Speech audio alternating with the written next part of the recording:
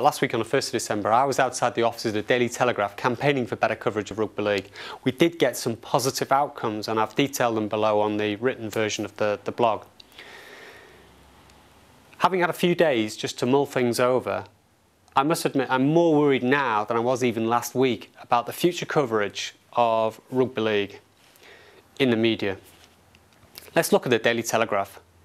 The Daily Telegraph faces two big challenges.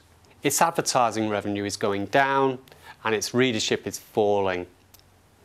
And how is the Daily Telegraph tackling this problem? Well, actually, in the space of 18 months, they've increased their price from 90p to £1.20.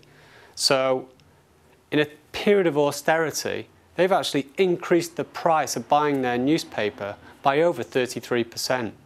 That says to me that the Telegraph have got no better idea how to stop the rot than anyone else has, because putting such a big price rise in a period of austerity can only accelerate the decline in readership. If the Telegraph are in their own cycle of decline and fighting for their survival, how important to them is the coverage of Rugby League? It just isn't even going to rank.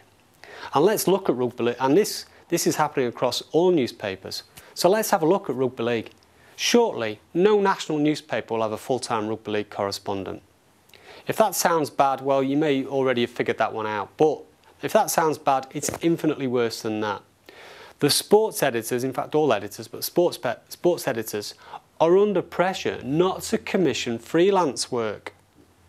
So the papers won't have a Rugby League correspondent, but they're also under pressure not to commission freelance work. And you can understand it. The management are saying to the sports editors, look, we employ 8 full-time sports journalists, get one of them to write about it. Don't go and commission the work externally. So that means the future for Rugby League is even worse, because we are going to get even less coverage in the future. Yeah, they might do big ticket events and get a bit of freelance work in for the day of the game and a post-match report. But we won't get all that extensive build-up that other sports get to their major events, and that's what attracts sponsors. So really, the Rugby League are going to find it increasingly hard to attract sponsors, because if they're not going to get their company name covered in the national press, why are they going to pay to sponsor our sport? So effectively what's going to happen is we're going to get C-list companies with relatively small sums to invest in sponsorship.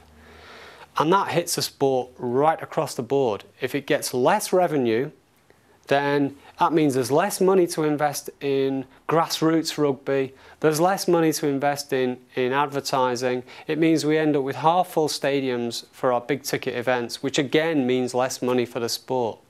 And worse, it means that our leading stars, players like Kevin Sinfield and Sam Tompkins, just have to accept that they're never going to make that much money. Our leading stars go unrecognised and are insufficiently rewarded for their brilliance, and that probably is a huge strategic threat to our sport.